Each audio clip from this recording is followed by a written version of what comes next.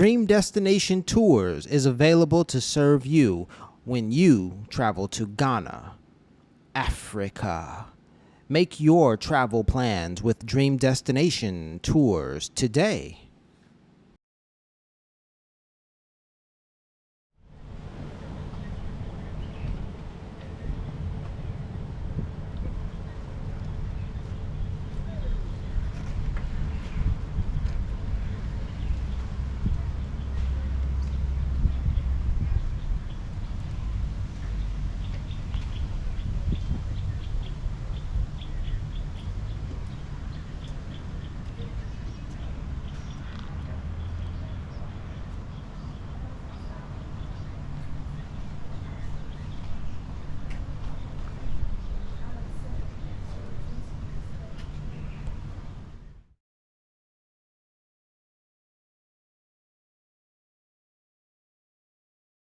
Of course, the slightest chance of my getting any position in a white university, in spite of the fact that I had had better education than most.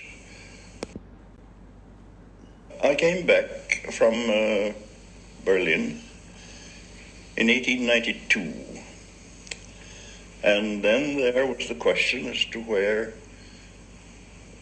and what I was going to work in the United States. There wasn't, of course, the slightest chance of my getting any position in a white university, in spite of the fact that I had had better education than most white students had had. First, I tried to see if I could get in a colored school, either a college or even public school.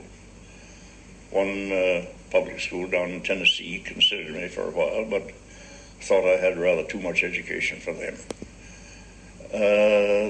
Then I got an offer from Wilberforce. Now, I knew something about Wilberforce. Wilberforce at first was known as Tawawa Springs out in southern Ohio, where a good many Southerners used to come up for their vacations. Then it became a place where they sent their colored children for education. And finally, it was bought by the Negro Church, the African Methodist Episcopal Church, and they established a college there. And I was offered a position there, which I accepted immediately, $800 a year. Just after I had accepted that, I got an offer from Tuskegee, Booker, Washington. If I had got that offer first, I would have taken it, but I had already promised to go to Wilberforce, so that I didn't. Then I got another offer from Missouri at $1,500 a year. But money didn't mean anything to me then. I had offered to go to Wilberforce. I didn't know anything about this Missouri institution, and still I went to Wilberforce. There I stayed 2 years, rather difficult years. The institution, of course, was a rather low grade, but with a great deal of devotion and enthusiasm. And I had ideas of turning it into a great German institution of learning. I ran against the religious difficulties. Well, in other ways. For instance, I wore my cane and gloves always, because in Germany, if you didn't wear cane and gloves, you were practically naked.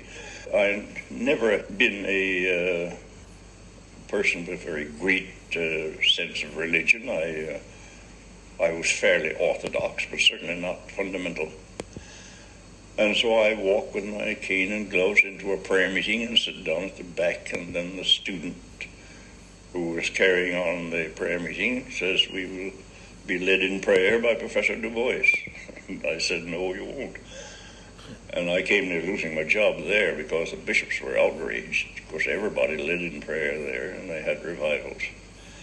Well, that made initial difficulties, and I knew that in the end they would get rid of me because I wasn't orthodox enough. Still, I had a nice 2 years there, and I had some very good students, and we did some extra good work. The only difficulty was I was teaching Latin and Greek when my specialty was sociology, and they didn't have any sociology, and they didn't want me to teach it.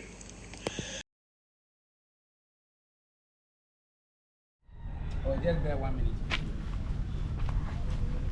Welcome to Ghana. This is Kwame Nkrumah Memorial Park, located in Accra.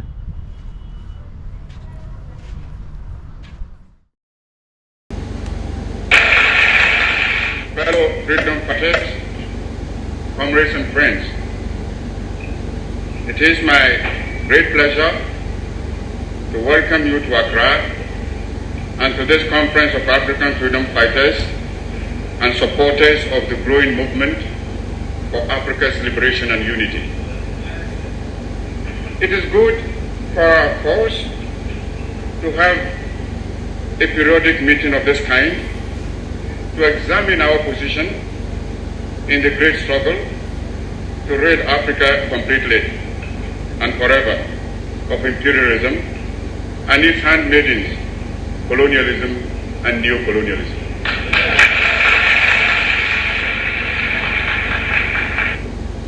Africa is rich and not poor.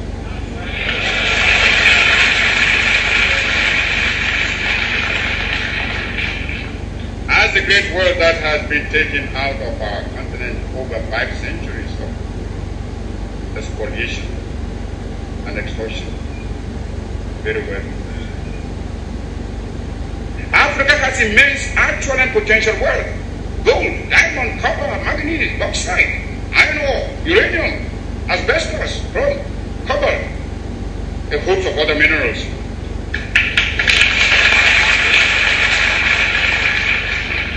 Our essential agricultural produce have all been drained away by colonialist imperialism. Africa is far from being poor. It is Africans who are poor, not Africa.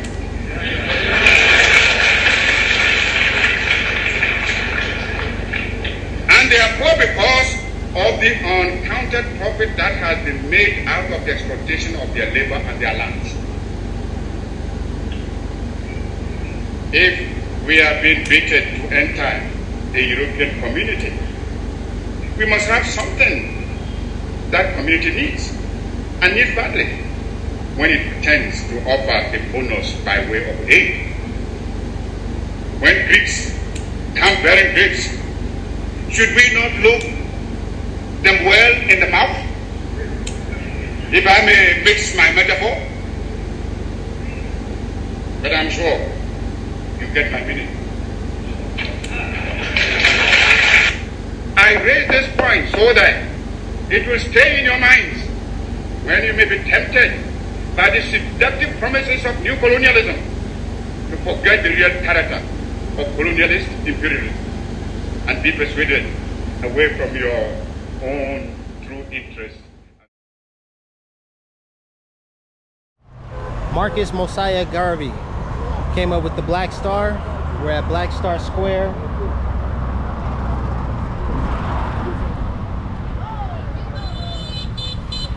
Peace, Talib Kweli and Yassine Bey for making it popular. Of course, after Marcus Garvey making a way for us across this road. Peace, peace, peace.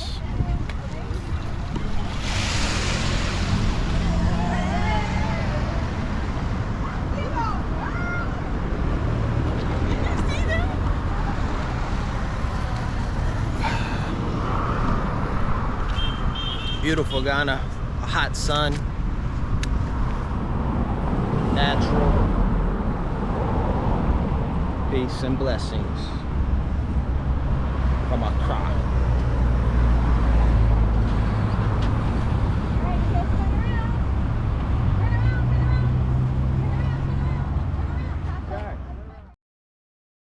Fellow citizens of Africa, I greet you in the name of the Universal Negro Improvement Association and African Communities League of the World. You may ask, what organization is that?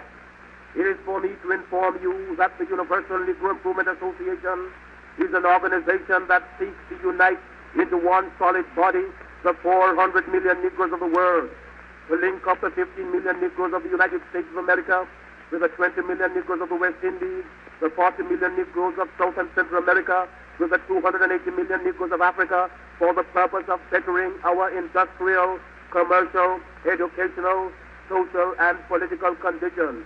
As you are aware, the world in which we live today is divided into separate race groups and distinct nationalities. Each race and each nationality is endeavoring to work out its own destiny to the exclusion of other races and other nationalities. We hear the cry of England for the Englishman, of France for the Frenchman, of Germany for the German, of Ireland for the Irish, of Palestine for the Jew, of Japan for the Japanese, of China for the Chinese.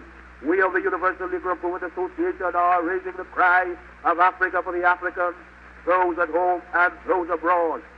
There are 400 million Africans in the world who have Negro blood coursing through their veins, and we believe that the time has come to unite these 400 million people for the one common purpose of bettering their condition. The great problem of the Negro for the last 500 years has been that of disunity. No one or no organization ever succeeded in uniting the Negro race, but within the last 4 years, the Universal Negro Improvement Association has worked wonders in bringing together in one fold 4 million organized Negroes who are scattered in all parts of the world, being in the 48 states of the American Union, all the West Indian Islands, and the countries of South and Central America and Africa. These 4 million people are working to convert the rest of the 400 million scattered all over the world, and it is for this purpose that we are asking you to join our ranks and to do the best you can to help us to bring about an emancipated race. If anything praiseworthy is to be done, it must be done through unity. And it is for that reason that the Universal Negro Improvement Association calls upon every Negro in the United States to rally to its standards. We want to unite the Negro race in this country. We want every Negro to work for one common object, that of building a nation of his own on the great continent of Africa. That all Negroes all over the world are working for the establishment of a government in Africa means that it will be realized in another few years. We want the moral and financial support of every Negro to make the dream a possibility. Already, this organization has established itself in Nigeria, West Africa, and is endeavoring to do all possible to develop that Negro country to become a great industrial and commercial commonwealth. Pioneers have been sent by this organization to Nigeria, and they are now laying the foundations upon which the 400 million Negroes of the world will build. If you believe that the Negro has a soul, if you believe that the Negro is a man, if you believe the Negro was endowed with the senses commonly given to other men by the Creator, then you must acknowledge that what other men have done, Negroes can do. We want to build up cities, nations, governments, industries of our own in Africa, so that we'll be able to have a chance to rise from the lowest to the highest positions in the African Commonwealth.